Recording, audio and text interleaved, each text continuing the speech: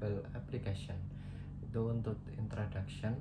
Ekonomi berbagi adalah konsep bisnis yang sedang tren, yang baru-baru ini muncul berbagai model bisnis inovatif di mana orang-orang secara kolaboratif memanfaatkan sumber daya yang kurang dimanfaatkan dengan cara yang inovatif. Faktanya, ide berbagai wahana tidak akan mungkin terjadi tanpa perkembangan smartphone sebagai teknologi baru yang telah mengubah cara hidup orang berkomunikasi dan melakukan transaksi. Untuk penelitian ini mengambil penelitian inovatif dengan mengintegrasikan teori difusi inovatif dan model penerimaan teknologi. Diketahui berguna untuk memahami karakteristik inovasi tertentu. Itu yang disampaikan oleh Roger dan Schumacher untuk tahun 1983, dan TAM mengenali faktor kunci yang mempengaruhi penerimaan inovasi baru. Kemudian yang disampaikan oleh Van Katz dan David pada tahun 2000. Untuk sampel, itu penggunaan Uber Director melalui Mechanical Turk Amtrak Amazon, sebuah sistem crowdsourcing online untuk mengatasi masalah responden dari Amtrak. Kami mengikuti 4 kategori teknik menyaring dari Goodman, Schneider, dan Jim tahun 2013. Untuk hipotesis, yaitu untuk yang pertama, kegunaan yang dirasakan pengguna berhubung positif dengan sikap mereka terhadap aplikasi seluler Uber.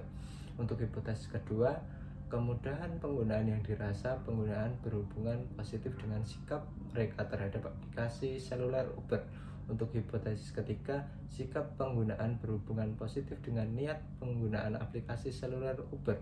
Untuk hipotesis keempat, RA berhubungan positif dengan PO aplikasi mobil Uber. Untuk yang H5 yaitu RA berhubungan positif dengan PO OU dari aplikasi mobil Uber. Untuk H6, kompatibilitas berhubungan positif dengan PO aplikasi seluler Uber. Untuk H7, kompatibilitas berhubungan positif dengan PEOU dari aplikasi mobil Uber. Untuk H8 yaitu kompleksitas berhubungan negatif dengan PO aplikasi seluler Uber. Untuk H9, kompleksitas berhubungan negatif dengan PEOU aplikasi seluler Uber. Untuk H10, observability berhubungan positif dengan PO dari aplikasi mobil Uber. Untuk H11, observability berhubungan positif dengan PEOU dari aplikasi mobil Uber.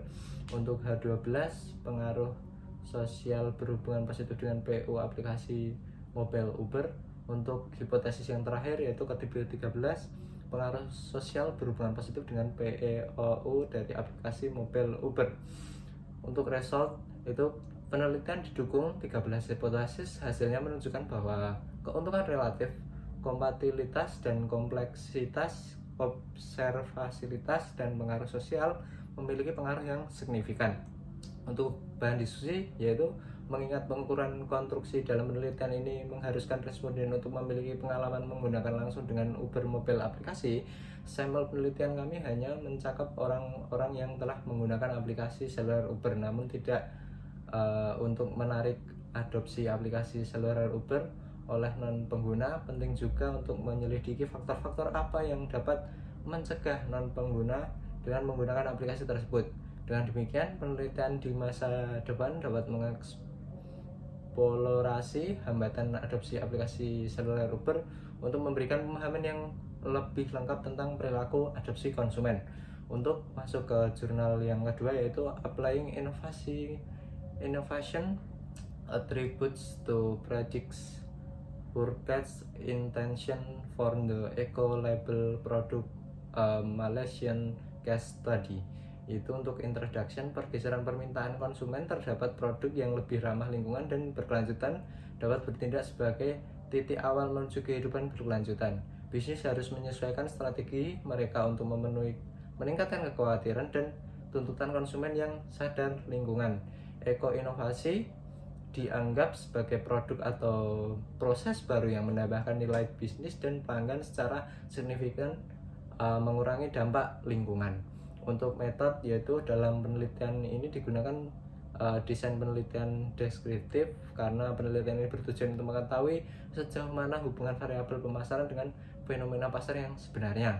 Kuesioner tersebut yang terdiri dari 5 variabel teliti dikembangkan. Skala pengukuran untuk variabel diadaptasi dari literatur secara sebelumnya.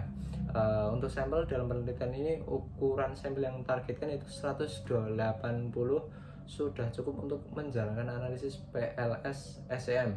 Tidak ada indikasi formatif, jadi karakteristik keduanya harus dipenuhi.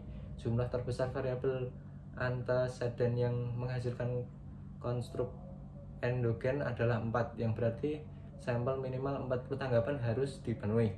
Untuk hipotesis yaitu terdapat 5, itu yang pertama, keuntungan relatif akan memiliki pengaruh positif pada pembelian produk berlabel ramah lingkungan. Untuk yang hal kedua, kompatibilitas akan memiliki pengaruh positif pada pembelian produk berlabel ramah lingkungan.